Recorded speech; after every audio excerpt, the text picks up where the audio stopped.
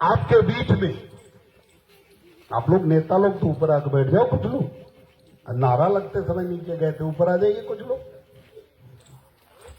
आ जाइए ऊपर। कुछ लोग अच्छा लगेगा, हम अकेले हैं तो डर भी लग रहा है ना। हाँ, राम गोपाल जी आप रहेंगे तो थोड़ा डर कम रहेगा ना।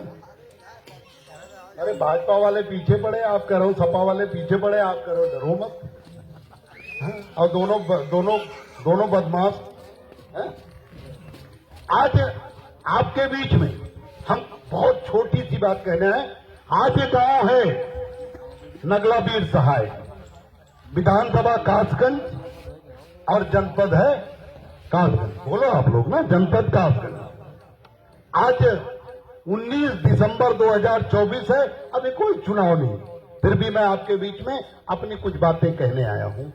क्या कहने आया हूं कि महान दल आपके लिए, आपके बच्चों के भविष्य के लिए जरूरी है, क्योंकि जिस समाज में कोई पार्टी नहीं होती, जो बिरादरी का नेता बिरादरी के प्रत्याशी देखकर वोट देते हैं, उनका कभी भी विकास नहीं होता और उन्हें केवल अन्याय और अत्याचार सहना पड़ता।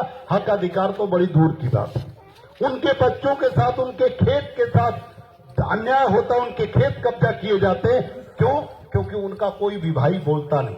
आपने खुद देखा होगा, महान दल बनने के पहले आपने बहुत से लोगों को वोट दिया, लेकिन आपके साथ कभी भी आपके साथ अन्याय हुआ, थाने वाले आए या पुलिस वाले आए, आपने उस समय मौके पर किसी भी नेता को फोन किया, आपका कोई भी साथ नहीं दिया होगा। जब मैं आया महान दल लेके, तो मैंने कहा मैं माननीय कांसी राम साहब की तरफ से, आदरणीय मुलायम सिंह यादव जी की तरफ से एक आपकी पार्टी बना रहा हूं। मैं किसी पार्टी के झंडे के नीचे किसी दूसरी पार्टी का गुलामी करने नहीं आया हूं। मैं आपको और आपके बच्चों को मजबूत करने आया। आपने मेरी बात मान लिया, माना नहीं माना? मैं इस समाज का, शाक्य सैनिक कुशवाहा मौर्य समाज का सबसे सौभाग्यशाली व्यक्ति हूं, सबसे सौभाग्यशाली व्यक्ति हूं, क्योंकि मेरे पहले महान दल बनने के पहले कभी भी जितनी तादाद में शाक्य सैनिक कुशवाहा मौर्य समाज के लोग महान दल की रैलियों में आए, उतना कभी भी शाक्य सैनिक कुशवाहा मौर्य समाज के लोग कभी भी एकजुट होकर किसी नेता के पीछे खड़े नहीं हुए। बोलो, खड़े हुए क्या?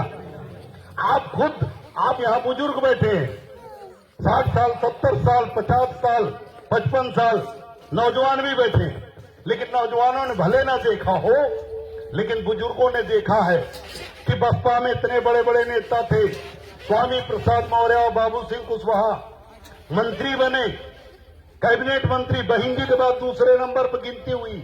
लेकिन हमें बताओ कि जितनी भीड़ कासगंज में 12 पत्थर मैदान में हुई, उतना क्या कभी किसी कुशवाहा नेता के पीछे या किसी शाक्य सैनिक मौर्य नेता के पीछे कभी भीड़ हुई क्या? बोलो, जोर से बोलो, हुई? नहीं हुई।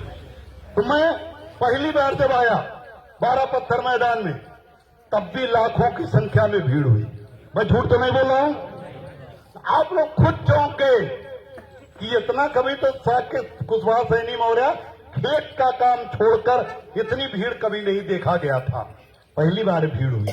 क्यों भीड़ नहीं हुई दूसरे ने? तो क्योंकि लोगों ने बड़ी बड़ी बात तो की, लोगों ने आपके सामने आके सीना तान के आपके लिए जीने मरने की हर नेता ने बात कही, लेकिन जब आप मुसीबत में फंसे तो कोई साथ खड़ा नहीं हुआ। लेकिन महान दल ने जब से आपके बीच में कदम रखा है, महान दल कार्यकर्ता जब से आपके बीच में आए, महान दल ने जो कहा था वो हमेशा किया। और मैं आज भी रोज किसी न किसी थाने में, किसी न किसी अधिकारी के यहां रोज मेरे कार्यकर्ता फोन करते हैं या व्यक्तिगत जाके न्याय दिलाने का काम करते हैं। उत्तर प्रदेश में जितनी घटनाएं हुई, एक घटना में कभी बाबू सिंह कुशवाहा जी बोलते हुए दिखे क्या? कभी स्वामी प्रसाद मौर्य जी दिखे क्या बोलते हुए? क्या केशव प्रसाद मौर्य जो डिप्टी सीएम बने, क्या वो कहीं बोलते हैं क्या? अगर ये गांधी जी के बंदर हैं, न इन्हें सुनाई देता है, न इन्हें बुराई दिखाई देती है, अन्याय दिखाई देता है और न बोलते हैं, तो इनसे किसी को क्या फायदा हो सकता है? सचमुच अगर देखा जाए तो इनकी ताकत बाबू सिंह कुशवाहा जी हो या स्वामी प्रसाद मौर्य जी हो या केशव प्रसाद मौर्य, इनकी ताकत हमसे हजारों गुना ज्यादा है।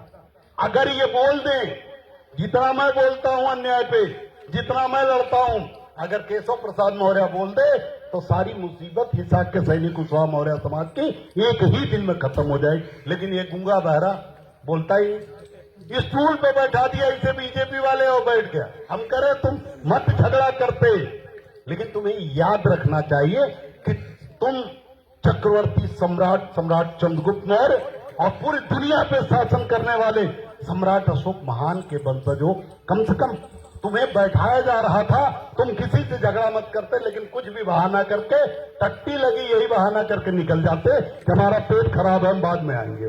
जा सकता तक नहीं जा सकता था, लेकिन वो इसलिए नहीं गया क्योंकि अगर न बैठता तो कुर्सी चली जाती। लेकिन कुर्सी छोड़ने की हिम्मत किसी में नहीं, केशव देव मौर्य के अलावा किसी के अंदर कुर्सी छोड़ने की हिम्मत नहीं। मुझे भी मंत्री बनने का कई बार प्रस्ताव आया, लेकिन मैंने हर बार ये कह के छोड़ दिया कि मैं अपने साथ के सैनिक कुशवाहा मौर्य समाज जिन्होंने मुझे एक एक रुपया चंदा दे के मुझे मजबूत किया, मैं उनको कभी भी धोखा नहीं दे सकता।